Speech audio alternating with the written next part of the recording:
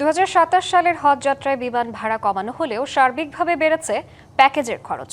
হজ package ঘোষণা করে ধর্মমন্ত্রী জানান, হজ যাত্রীদের বিমান ভাড়া ১,৫৪,০০০ টাকা থেকে কমিয়ে ১,৩০,০০০ টাকা নির্ধারণ করা হয়েছে। মন্ত্রী দুটি হজ প্যাকেজ ঘোষণা করে জানান, এবার প্যাকেজ ১-এর খরচ ধরা হয়েছে ৬,১৫,২৬৩ টাকা এবং প্যাকেজ ২-এর খরচ ধরা হয়েছে ৫,০৫,৬৪৮ টাকা। পবিত্র হজ পালনের আগে প্রতি বছরই সরকারি ও বেসরকারিভাবে প্যাকেজ ঘোষণা করা হয়। তারই ধারাবাহিকতায় মঙ্গলবার সকালে সচিবালয়ে সংবাদ সম্মেলন করে নতুন হজ প্যাকেজ ঘোষণা দেন ধর্মমন্ত্রী। ২০২৭ সালের হজ প্যাকেজ হজ ব্যবস্থাপনা সংক্রান্ত নির্বাহী কমিটির অনুমোদন ক্রমে এবছর সরকারি মাধ্যমে দুটি হজ প্যাকেজ নির্ধারণ করে। প্যাকেজ ১-এর খরচ ধরা হয়েছে ৬,১৫,২৬৩ টাকা এবং প্যাকেজ ২-এর খরচ ধরা হয়েছে ৫,৫,৬৪৮ টাকা। হজযাত্রীদের উন্নত সেবা প্রদানের লক্ষ্যে সৌদি সরকারের মুদ্রা বিনিময় হার, খাওয়া এবং সার্বিক খরচ বেড়ে যাওয়ায় হজের সার্বিক খরচ কিছুটা বেড়েছে এবছর।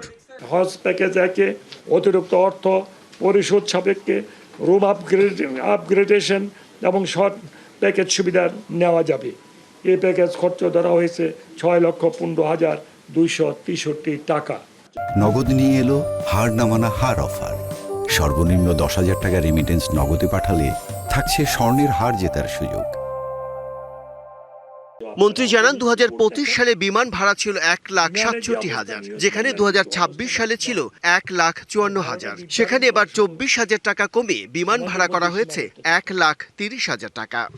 বিমান ভাড়াটা নির্ধারণ করে সবার সাথে কথা বলে আলোচনা করে। পৃথিবীতে কখন আপনারা এখানে একমাত্র মাননীয় প্রধানমন্ত্রী তারেক রহমান সাহেব পারছেন বিমান ভাড়াকে কমাতে?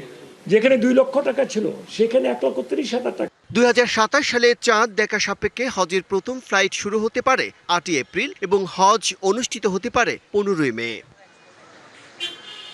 হজ এজেন্সিস অ্যাসোসিয়েশন অব বাংলাদেশ বা হাব বেসরকারি ব্যবস্থাপনায় হজ যাত্রীদের প্যাকেজ ঘোষণা করতে পারে বুধবার। Bijan Kumar Das, DBC news, Dhaka.